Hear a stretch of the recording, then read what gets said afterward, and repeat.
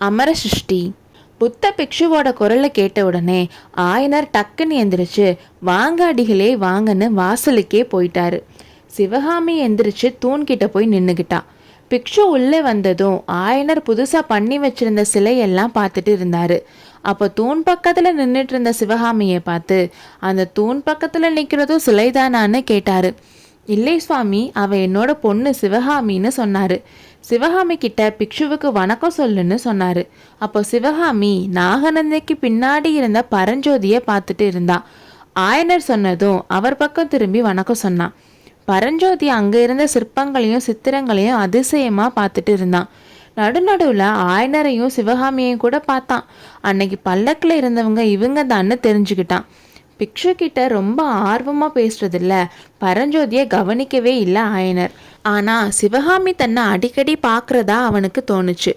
கிராமத்தில் பிறந்து வளர்ந்தவன், அம்மாவை தவிர வேற யார்கிட்ட பழகாத பரஞ்சோதிக்கு சிவகாமியோட முகத்தை நேராக பார்க்குறதுக்கு கூட கூச்சமாக இருந்துச்சு. அதுலேயும் சிவகாமி அவனை பார்க்குறான்னு தெரிஞ்சதும் அவன் அந்த பக்கமே திரும்பாம சிலையெல்லாம் பார்த்துட்டு இருந்தான். அப்போதான் அவன் அந்த சிலையெல்லாம் சிவகாமியோட ஜாடையில் இருக்கிறத கவனிச்சான். அதனால் அவனுக்கு சிவகாமி மேலே கடவுள்கிட்ட வர மாதிரி பயபக்தி வந்துச்சு. சிவகாமி புத்த பிக்ஷுவுக்கு வணக்கம் சொன்னப்போ அவர் பார்வையாலே முழுங்குற மாதிரி பார்த்தாரு. புத்த பிக்ஷுனியாக ஆசைப்படுறியா? புத்தரோட அருளால் அது நிறைவேறட்டும்னு சொன்னார். அவரோட இந்த ஆசீர்வாதம் 2 பேருக்குமே பிடிக்கலன்னு தெரிஞ்சுது.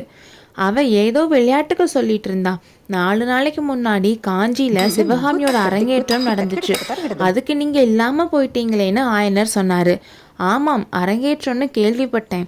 அதுக்கப்புறம் நடந்ததும் கேள்விப்பட்டேன். மதையானக்கிட்ட இருந்து தப்பிச்சிங்களாமேன்னு கேட்டார். ஆமாம் சுவாமி, கடவுள் புண்ணியத்தில் தப்பிச்சோம். இன்னைக்கு உங்களுக்கு வேலை எதுவும் இல்லைன்னா இங்கேயே சாப்பிட்டு போகலாமேன்னு ஆயனர் சொன்னார். இன்னைக்கு இங்கே தான் சாப்பிட்ணுன்னு நினச்சிட்டு தான் வந்தேன்னு சொன்னார். அங்கே இருந்த 2 பெரிய கல்லில் 2 பேரும் உட்காந்தாங்க. அடிகளே, அஜந்தா ஓவியம் பற்றி ஏதாச்சும் தெரிஞ்சுதான்னு ஆயனர் கேட்டார். ஆனால் நாகநந்தி அவரோட கேள்விக்கு பதில் சொல்லாமல், ஆயனரே, தெய்வத்தோட சிருஷ்டியை விட உங்களோட சிருஷ்டியே பெருசுன்னு எனக்கு தோணுதுன்னு சொன்னார். தெய்வத்தோட சிருஷ்டியான இந்த உடம்பு அழிஞ்சு போயிடும். ஆனால் இந்த சிலைகள் இதுக்கு அழிவே இல்லை. 1000 வருஷம் ஆனாலும் எதுவும் ஆகாமல் அப்படியே இருக்கும். அப்போது உங்களோட சிருஷ்டி தானே பெருசுன்னு சொன்னார் புத்த பிக்ஷு. அதை கேட்ட ஆயனருக்கு ரொம்ப கர்வமாக இருந்துச்சு. இந்த எல்லா பெருமையும் சிவகாமியை தான் சேரும். அவள் மட்டும் இவ்வளோ அழகாக ஆடாமல் இருந்திருந்தா நான் எப்படி சிலையெல்லாம் செஞ்சுருக்க முடியும்? ருத்ராச்சாரியாரே பிரமிச்சு போயிட்டாரு. நீங்களும் நாவுக்கரசரும் இல்லாதது தான் எனக்கு ரொம்ப வருத்தம். சிவகாமி கூட அரங்கேற்றம் நின்று போனதால 4 நாள் கவலையாக இருந்தா. இன்னைக்கு தான் காலில் சலங்கையை கட்டினா. அடிகளே, யுத்தம் எதுக்கு வருது? எதுக்கு மக்கள் எல்லாம் ஒருத்தர் கொன்னுட்டு சாகணும்னு கேட்டாரு ஆயனர். இந்த கேள்வியை என்கிட்ட கேட்டு என்ன பிரயோஜனம் ஆயனரே? கொலையும் கொடூரமும் இருக்க இந்த உலகத்துல புத்த பகவான் அவதரிச்சு அன்புன்ற மதத்தை பரப்பினாரு. அதுக்காக பிக்ஷுக்களுக்கு சங்கம் வச்சாரு. ஆனா இப்போ புத்த பிக்ஷுவை கேலி பண்ணி சிரிக்கிற காலம் இது. யுத்தம் ஏன் வருதுன்னு நீங்க என்ன கேட்குறீங்கன்னு சொன்னாரு.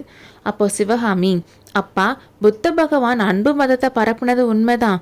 ஆனால் இந்த காலத்தில் அவரோட பேரை சொல்லி போலியான புத்த பிக்ஷுக்கள் மக்களை ஏமாத்திட்டு வராங்க. அதனால தான் யுத்தம்லாம் வருதுன்னு சொன்னான். இதனடா வம்புன்னு ஆயனருக்கு தோணுச்சு. பேச்சை எப்படியாவது மாற்றி ஆகணுமேன்னு சுற்றி முற்றி பார்த்தாரு.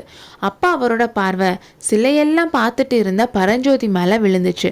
சுவாமி, அந்த பிள்ளை யார்? உங்களுடைய சீடனா என்று கேட்டார் ஆயனர். அடுத்த அத்தியாயத்தில் சந்திப்போம்.